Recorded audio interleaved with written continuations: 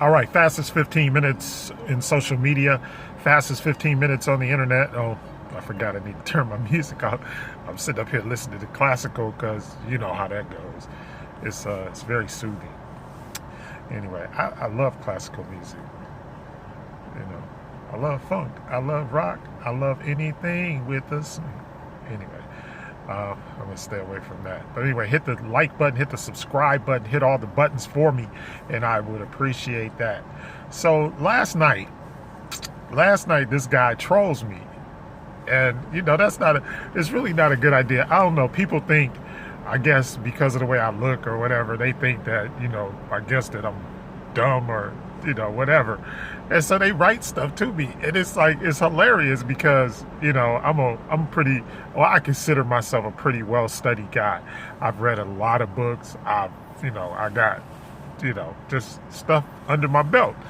I have experience too, not just book smarts, but I got experience and I got street smarts. I grew up in the D. All my folks from the D, anyway, and that's not Dallas, y'all. That's Detroit. Even though I have been to Dallas, though. I like Dallas. It's nice. Anyway, I want to talk about, like white supremacy and white nationalism. Okay. Now, when Trump first got elected, he hired in fact, before he got elected, he hired Steve Bannon. And Steve Bannon is a white nationalist, okay? And he's like one of the whitest of white nationalists out there. And when I say white nationalist, I mean a person who believes that America is for white people and everybody else don't count in America, okay? Which is what Trump truly believes. With one caveat to that. He believes that it's for rich white people. He doesn't even the people that vote for him and support him. Trump doesn't really like y'all. I just want y'all to know that. So every time when people talk about voting against your best interest and all that kind of stuff, Trump is for money. All right. He's for white folks, but he's for white folks with money. He ain't even for white folks. He ain't for y'all broke. All y'all people, and I hate to say this, but it's like all y'all folks living out there in West Virginia and all that kind of stuff. Trump don't care about y'all. Trump used y'all to get elected. All right. So just remember that when you go to the polls in November. And all those people all of the Trump supporters that were drinking bleach and Lysol and giving yourselves Lysol enemas and bleach enemas and all that stuff. Trump ain't really about y'all. Trump is for the country club set. Those folks that go to the country club on the weekend and play golf and all that kind of stuff. Those are Trump's people. All right. But as far as everybody else in the country, even if you're white, Trump don't care about you. Now the thing, and the next thing is the whole white supremacy thing. All right. And I don't necessarily believe that Trump is like a white supremacist. I believe that Trump is more so like he's a white supremacist because of the fact that he knows that he can get his way. So just like when he doesn't renounce the KKK, like the KKK comes out and supports him, but he doesn't say, oh no, I don't want that endorsement, because you guys are racist or whatever. So he won't say that, even though, who knows, he might feel it. I don't know. But once again, it's about white supremacy or white nationalism. And white supremacy just says that, look, that we're better than y'all and that we're going to use all of our resources, economic, social, educational, every type of resource that we have in order to keep white folks on top. The other thing that they fear right now is population. So that's why you get all of these agendas about, like Nigerians, like banning Nigerians from entering the country, which is stupid. Nigerians don't bother people. The only thing they run, my wife is part Nigerian, so I always talk about they do run scams online. No, they'll tell you to send $3,200 to the bank of whatever, and will not even trip about that. So I know that to be true. And I'm not saying nobody in her family does that. I'm just saying that there are some people over there that will do that. And, the whole Nollywood and all that kind of stuff. So they got problems, but they not evil people, in other words.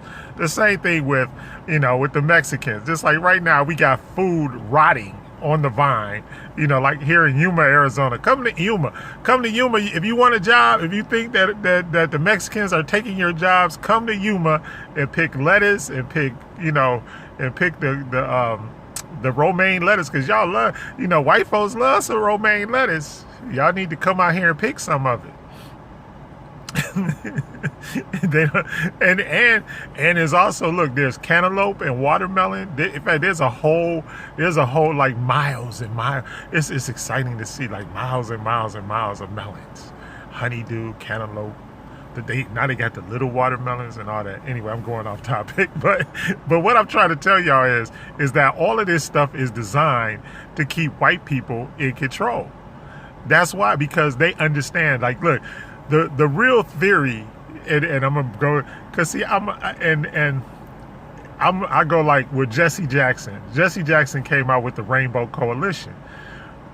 In reality, if everybody stopped fighting and arguing with one another and this, that, and the other, all these different factions, the Rainbow Coalition will wipe out white supremacy in a day.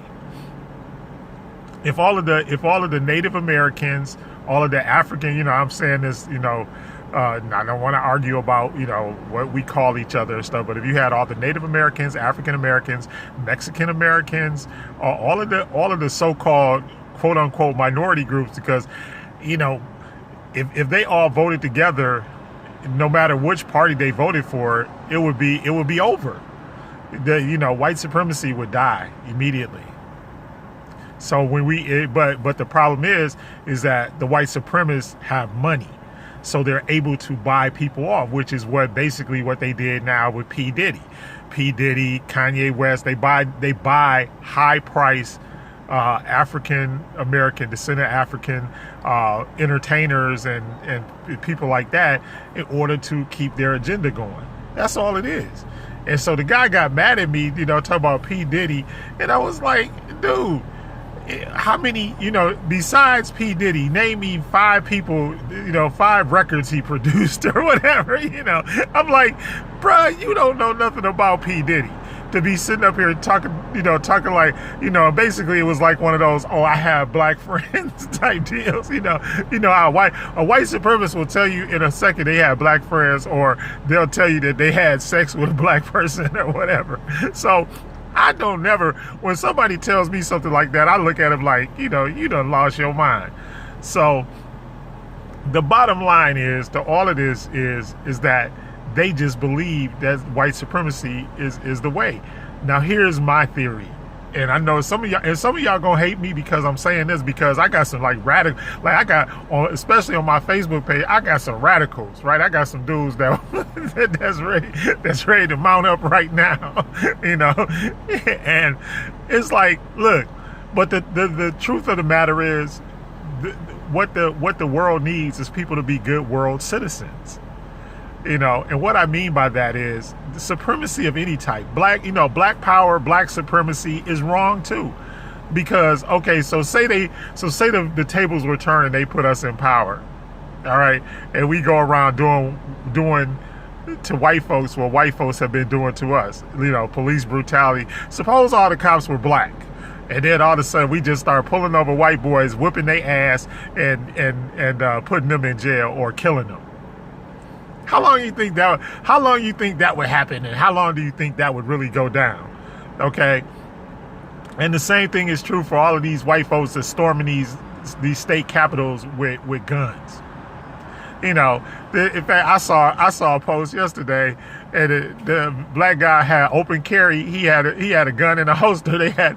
Look, as soon as the police officer saw it, he was on the ground like in 2 minutes. He was getting ready, and they was accusing him of about to take over America or whatever.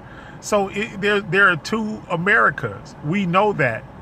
One black, one white, but neither one of them is superior to the other one. The only thing that makes white folks superior is the fact that they've been able to take all the money and take all the political power, which is why I've always been an advocate for voting.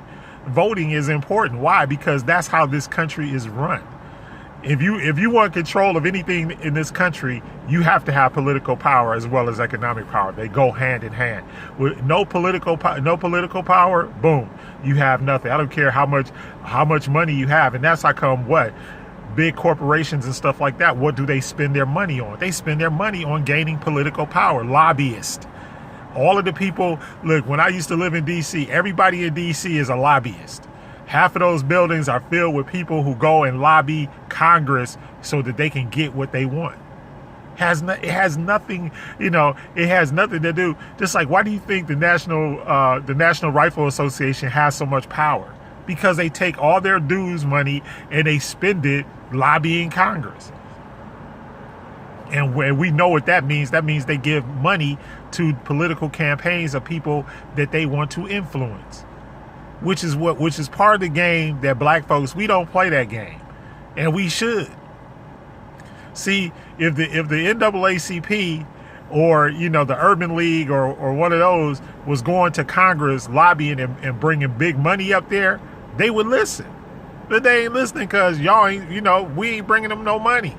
They don't care. They care about whoever brings them money, and that's the same thing, or whoever they can use in order to influence their point of view. And that's all they're doing with Diddy. Everybody don't realize, like, look, Diddy is just a pawn. He is the Pied Piper. He's the one, okay, I give him the money. We say, look, Diddy, we need the black people to do this. We want you to say this and do this. And that's all it is. He's a hired gun. Which is why I keep saying, whenever they do things about reparations, whenever they do things about, whatever has to do with a political agenda, they always go and get a rapper or entertainer, an actor, somebody like that. They don't go and get anybody that has any common sense or has any kind of degrees. That's why I say, like, why don't they get Dr. Claude Anderson? When they do the thing on record, look, Dr. Claude Anderson will shut them down. But they ain't going to bring him to Capitol Hill. They're not going to let him testify before Congress, or bring Umar Johnson, Dr. Umar Johnson up there and let him talk about reparations. No, they go and they get people like ADOS and people like that don't, I'm not putting them down. I'm saying they trying to do something, but go get experts. Go get economic experts, people that know what they're talking about. That's all I'm saying. Robert Smith, the black billionaire, get him. He's the one that should be on Capitol Hill testifying. They didn't ask him to come up there and talk about money or reparations or anything like that. And that's what I'm trying to say. White supremacy is, they get people who have, basically whenever they want to put their position forward, they go and get one of us. I guess we can even analogize the Malcolm X saying that if they're going to kill one of us, they'll get one of us to kill one of us. All right. And that's what they do. That's exactly what they do. They go and get somebody, and then everybody, I had a guy come on when I talked about Kanye West. I was like, look, Kanye West may have $1 billion, but he don't speak for black people. But every time something black comes up, we see his face. Think about it, or, just like I said, when I was talking about him, I was like, look, they got all of these people running away from Christianity and Islam and running to original African spirituality, right? So they go get Kanye, and all of a sudden, he's putting on these big, events to draw people back into Christianity and talking about Jesus and all this. And this was a dude that didn't even like Jesus. But now all of a sudden, Jesus is his homeboy. Come on, y'all. Think that's what being woke is. It's like, look, it's cool, but when you fall for the okie doke and you keep on falling for the okie doke and nothing has changed for us in hundreds of years, you can't. The definition of insanity is what? Doing the same thing over and over again and expecting different results. And we have never changed our results. Our results have been exactly the same for almost 600 years. When people say 400, that ain't even really accurate. It's like 500-600 years that we've been going through bull crap in the world because we don't change the things that we do. And all supremacy is about being a good, in my opinion, it's about being a good world citizen, you know, and that's what it's about. Anyway, fastest 15 minutes is over. Hit the subscribe button, hit the like button. I love you.